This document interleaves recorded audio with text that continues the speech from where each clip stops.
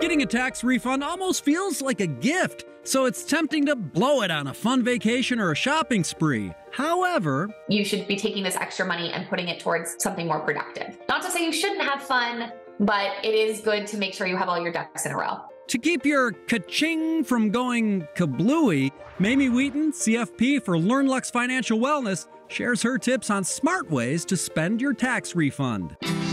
For starters, build an emergency fund. It's very important that you have 3 to 6 months of your expenses set aside for emergencies. Because you never know. When your car breaks down on the freeway and you have to have it towed. I live in Arizona. It gets very hot here in the summer. If our air conditioning goes out, it's an emergency. For someone who lives on the East Coast, it could be that for their heat in the wintertime. Unexpected medical bills. If you lose your job, it can help give you a buffer while you're finding a new one. If you don't have any type of emergency savings yet, don't worry. Work towards a milestone of 1 month or $1,000 of your expenses to set aside.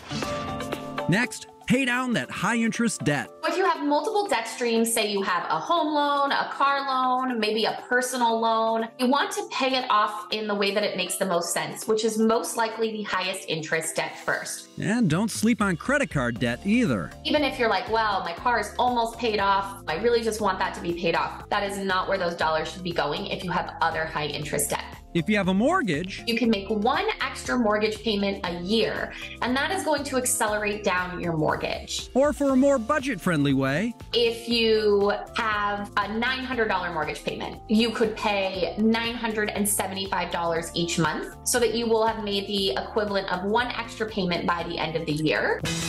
And if you have student loans, be prepared for those monthly bills to begin. If you're one of the many Americans that have federal student loans, you probably haven't been paying on those student loans for the last couple of years. However, they are set to resume in summer of 2023. So right before they start again, you can make 1 large payment for your student loan to pay a chunk of that off, and it could cut months or even years off of your interest depending on how big your payment was. Finally, to cut down on any future student loan debt, start a college fund. If your children are young and it's going to be long-term, you can set up an account like a 529 or a uniform gift to minors account for them. Then the money will have time to grow. If they're going to school soon or in the next year, then it might be something that you want to keep in a high-yield savings account until they're ready to pay for those school expenses.